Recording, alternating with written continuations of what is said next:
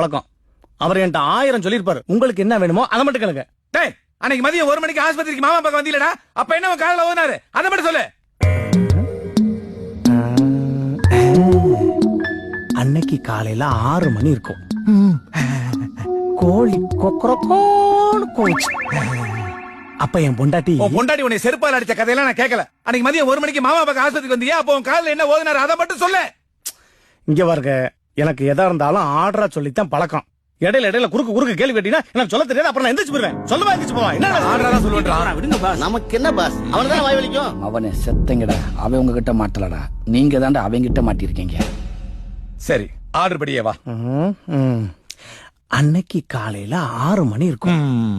கோழி கொக்கரக்கோன்னு கூவுச்சு.